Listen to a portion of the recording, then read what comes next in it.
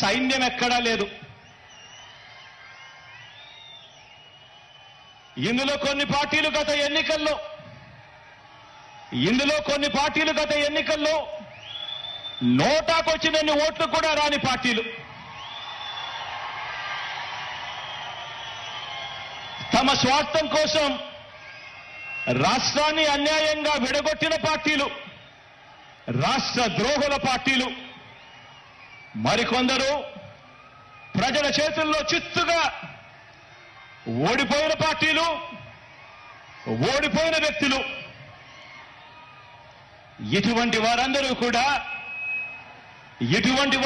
కూడా మనకు పోటీగా అటువైపున ఉన్నారు.